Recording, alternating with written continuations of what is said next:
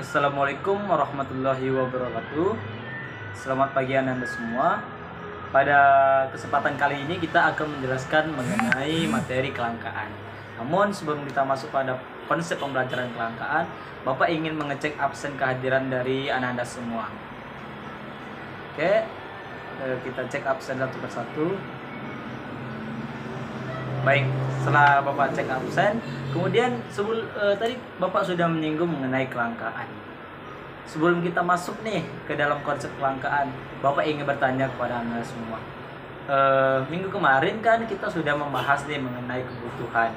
Apa itu kebutuhan, beberapa tingkat kebutuhan, penyebab kebutuhan itu apa, dan hal yang lainnya. Sekarang Bapak ingin bertanya kepada Anda semua untuk mengingat nih, merefresh kembali ingatan Anda semua terkait materi kita minggu lalu. Kebutuhan itu apa sih? Ya, Fatimah? Ya, benar Fatimah. Kebutuhan itu adalah segala sesuatu yang dibutuhkan oleh manusia untuk mempertahankan hidupnya. Apa gunanya kebutuhan itu? Ada yang bisa tahu? Ada yang bisa menjawab?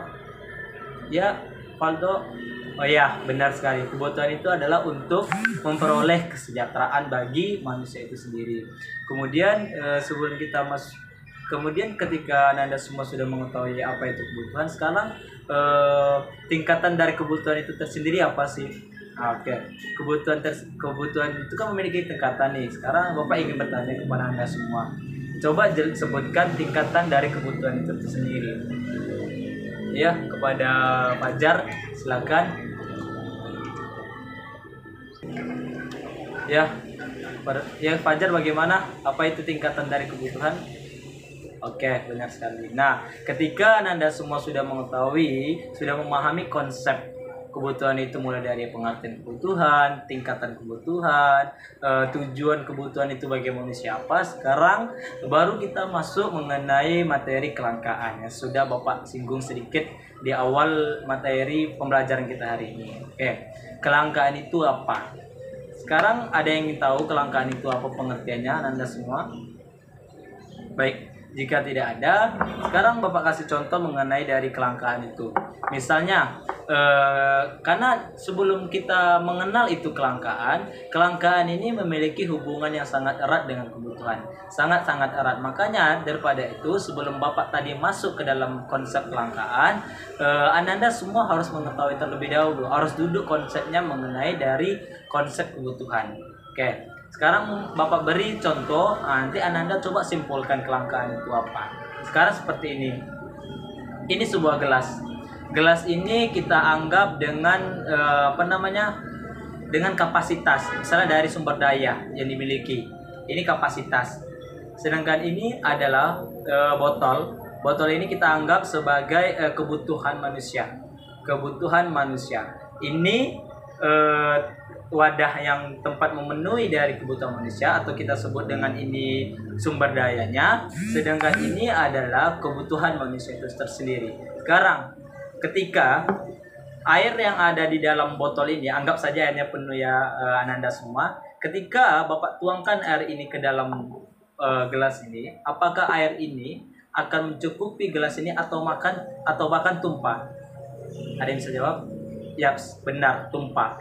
Air yang ada di botol ini, jika Bapak tuangkan ke gelas ini akan tumpah. Jadi apa itu pengertian dari kebutuhan? Yang ini tadi adalah kebutuhan manusia itu sendiri, sedangkan ini adalah kapasitas atau sumber daya manusia itu sendiri. Ketika air atau kebutuhan manusia ditumpahkan atau dituangkan ke gelas dengan kapasitas seperti ini, apa yang akan terjadi? Tadi jawabannya adalah Anda semua tadi jawabannya tumpah. Jadi pengertian dari kelangkaan itu apa? Ada yang bisa jawab? Ada yang bisa jawab? Ya, Rini, apa pengertian dari kelangkaan? Ya, benar sekali Rini. Kelangkaan itu apa? Ketika sumber daya yang manusia butuhkan itu terbatas. Ini sumber daya terbatas, sedangkan kebutuhan manusia itu tidak terbatas. Kebutuhan manusia tidak terbatas, tetapi sumber dayanya atau kuantitasnya itu terbatas. Itu dinamakan dengan kelangkaan.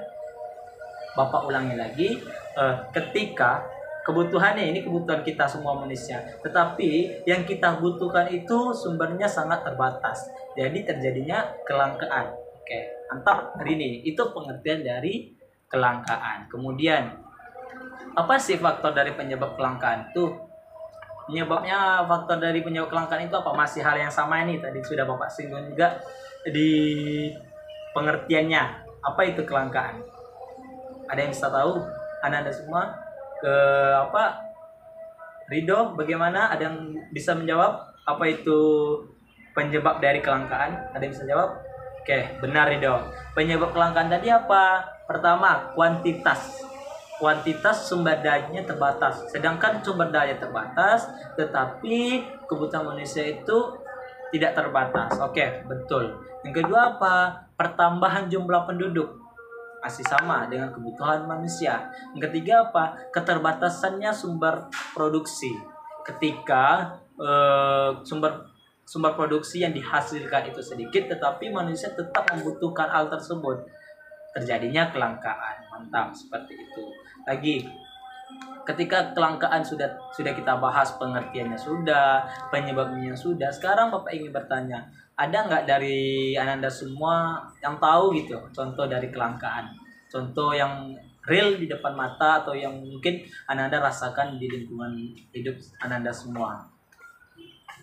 Oke, ada yang bisa? Oke, Faris, apa itu contoh dari kelangkaan yang ada di depan rumah Faris gitu, yang Faris merasakannya, yang Faris benar-benar, oh ini langka loh gitu. Bisa? Silakan. Ya, benar Faris. Berarti Faris orangnya dulu suka membaca ya, atau bagaimana? Oke, tetap good.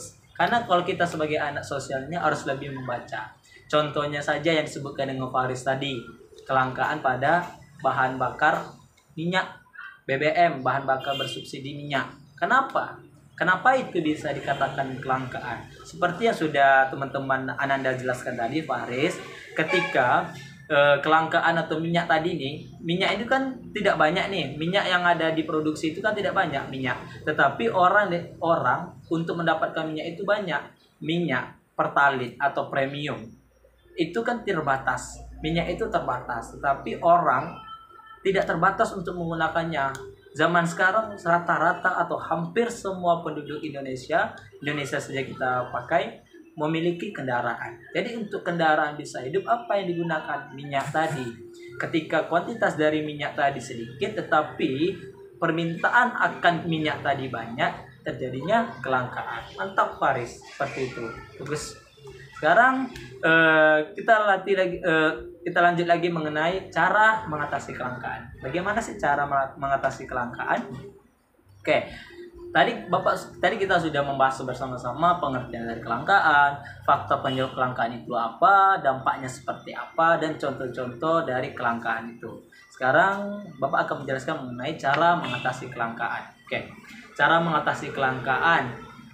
Apa sih cara mengatasi kelangkaan? Cara mengatasi kelangkaan pertama adalah satu, skala prioritas. Menyusun skala prioritas. Ananda semua pasti memiliki skala prioritasnya. Contoh, Ananda semua dalam belajar kita di kelas. Skala prioritas Ananda pertama apa? Skala prioritasnya apa, Pak? Skala prioritas apa? Adalah tingkat kebutuhan yang paling penting sama yang tidak, yang maksudnya itu yang terpenting dulu yang diutamakan gitu. Apa yang menurut Ananda penting itu yang Ananda dahulukan gitu. Apa kalau untuk seorang siswa apa sih skala prioritasnya? Benar. Pertama buku, pena, penggaris, laptop atau hal yang lainnya yang bisa menunjang Ananda semua dalam proses pembelajaran. Itu skala prioritas Ananda semua. Apakah apakah makanan menjadi skala prioritas Ananda dalam pembelajaran? Tentu tidak. Dalam pembelajaran ya. Kalau dalam pembelajaran berarti skala prioritas Ananda adalah belajar, buku, pena, penggaris, dan hal-hal yang lainnya yang bersifat dengan ATK. Kalau makan ini perlu, tetapi ini kan di luar konteks dari pembelajaran. Apakah dalam proses pembelajaran Ananda memerlukan sebuah motor? Tidak, karena itu bukan skala prioritas Ananda. Berarti skala prioritas adalah tingkatan kebutuhan yang mulai sangat terpenting hingga yang tidak penting. Berarti Ananda harus bisa menyusun skala prioritas Ananda dari hal yang betul-betul dari seorang mahasiswa itu apa sih skala prioritas Ananda? Apa yang Ananda butuhkan sebagai seorang siswa? Kalau saya misalnya sebagai seorang guru, kalau Bapak sebagai seorang guru, skala prioritas Bapak apa? Berarti yang pertama apa? Buku juga perlu. Kedua apa? Spidol. Ketiga apa? Papan tulis. Keempat apa? Bahan ajar. Berarti itu skala prioritas Bapak dalam mengajar. Beda lagi kalau skala prioritas Bapak dalam misalnya dalam berkendara, dalam hal yang lainnya. Kalau misalnya skala prioritas dalam berkendara apa Pak? Helm, kaca spion, surat-surat penting. Nah, berarti Ananda semua sudah mengetahui skala prioritas itu seperti apa, contohnya seperti apa. Oleh karena itu, ketika kelangkaan itu terjadi, cara mengatasinya tadi dengan menyusun skala prioritas. Kalau kebutuhan deh misalnya, kebutuhan itu kan ada beberapa tingkat tuh kebutuhan menurut intensitasnya. Intensitas tadi apa yang sudah Anda jelaskan tadi, yang sudah dijelaskan Valdo tadi ada 3 intensitasnya. Yang pertama kebutuhan menurut primer, sekunder, tersier. Dari kebutuhan tersebut berarti Anda semua sudah menetapkan yang namanya kebutuhan menurut skala prioritas.